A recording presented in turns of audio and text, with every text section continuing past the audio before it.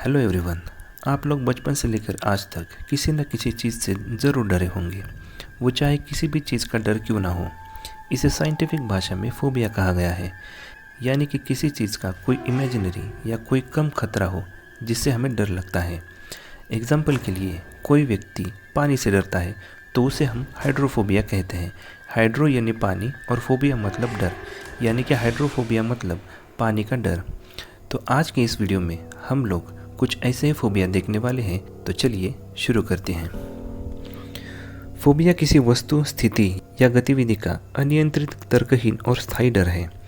यह डर इतना ज़बरदस्त हो सकता है कि व्यक्ति इस डर से बचने के लिए किसी भी हद तक जा सकता है। कई बार तो पैनिक अटैक भी आ सकता है।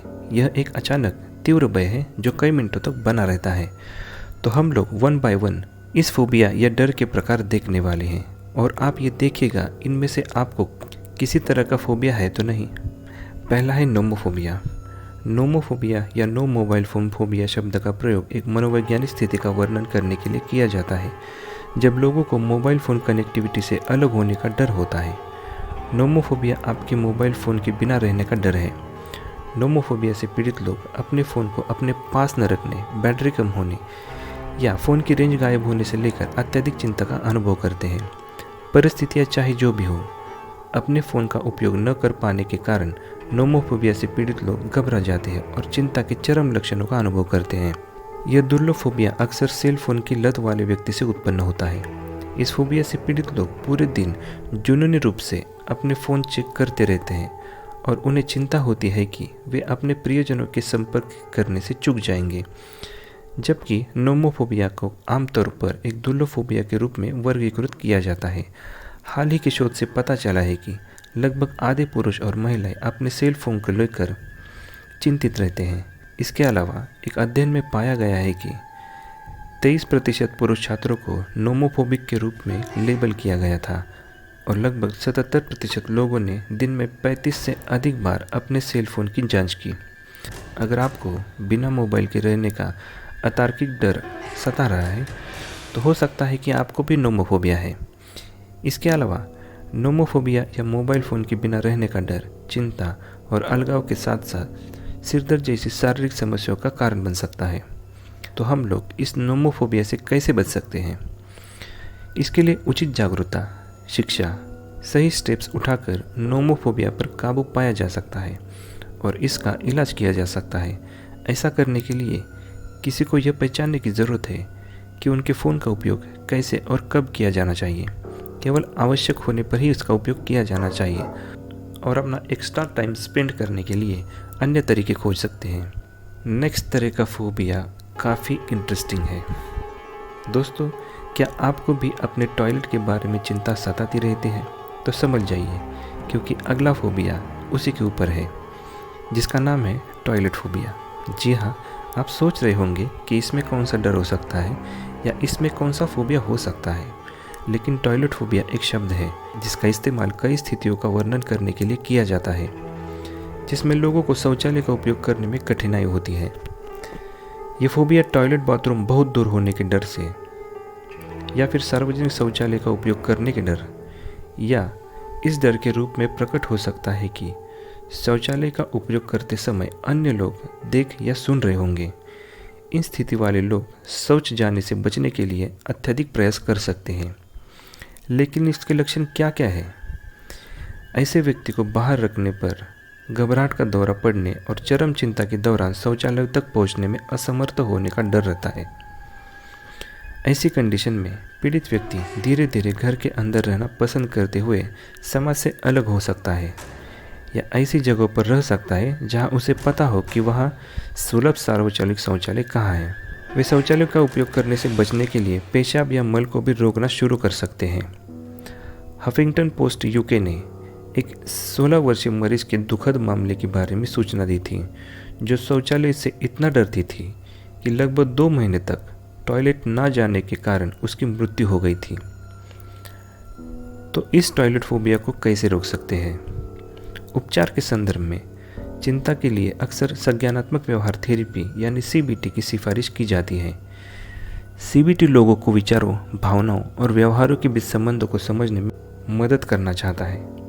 चिंता पैदा करने वाली स्थिति के आसपास उपयोगी विचार प्रक्रियाओं को खोजने के लिए काम कर सकता है। कई लोगों के लिए ये बेहद उपयोगी साबित हुई है। नेक्स्ट फोबिया का टाइप है इटिचोफोबिया। इटिचोफोबिया यानी फेल्योर का तीव्र डर है, जहां उन्हें असफलता की संभावना दिखती है, जैसे परीक्षा में फेल होने का डर या नौकरी ना मिल पाने का डर। इटिचोफोबिया विफलता का एक अत्यधिक डर है जो किसी व्यक्ति की डेली लाइफ में कार्य करने की क्षमता को प्रभावित कर सकता है। व्यक्ति अपने वर्क को टाल सकता है या स्थगित कर सकता है क्योंकि वह उन्हें हासिल न कर पाने से डरता है। यह एक विशिष्ट प्रक्रिया है, या यूँ कहो तो एक चिंता का विकार है। किसी व्यक्ति को असफलता का डर तब होता है जब उसे चिंता होती है कि उसकी योजना या परियोजना या लक्ष्य सफल नहीं होगा। बहुत से लोगों को यह डर होता है, खासकर उन्हें जो हाई प्रेशर वाले वातावरण में रहते हैं या काम करते हैं। कुछ हद तक असफलता का डर लोगों को यह सुनिश्चित करने के लिए सकारात्मक कदम उठाने के लिए प्रेरित कर सकता है कि वे असफल न हों। उदाहरण के लिए, यह किसी छात्र को अपने सभी काम समय पर पूरा करने में मदद करने के लिए एक अध्ययन कार्यक्रम बनाने के लिए प्रेरित कर सकता है।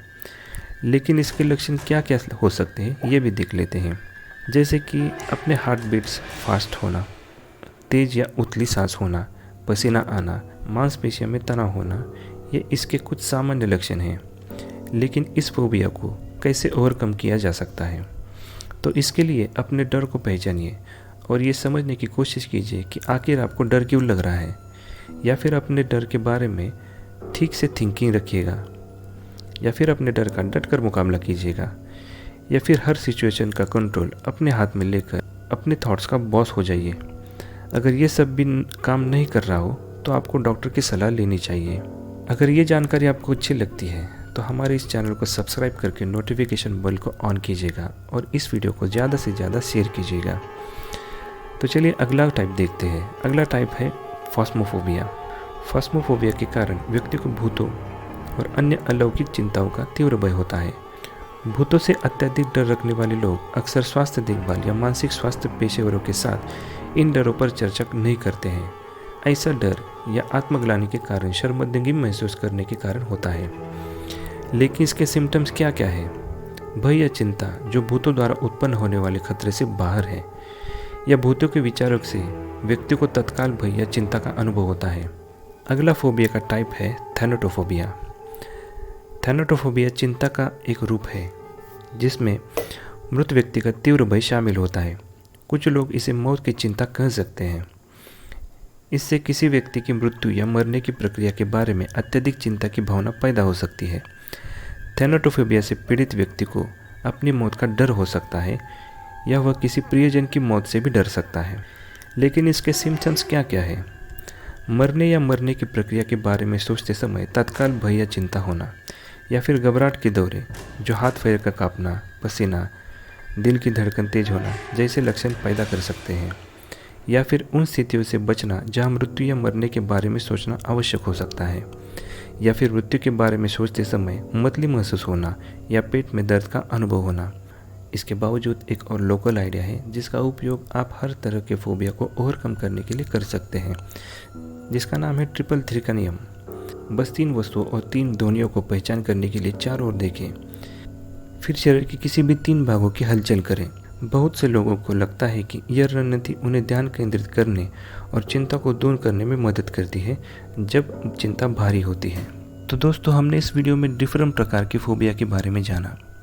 अगर ये जानकारी आपको अच्छी लगती है तो हमारे चैनल को सब्सक्राइब करके बेल नोटिफिकेशन को ऑन कीजिएगा और इस वीडियो को ज़्यादा से ज़्यादा शेयर करके उन लोगों को भी इसकी जानकारी दीजिएगा। आपका कीमती समय देने के लिए तहे दिल से शुक्रिया। मिलते हैं अगली वीडियो में। जय हिंद।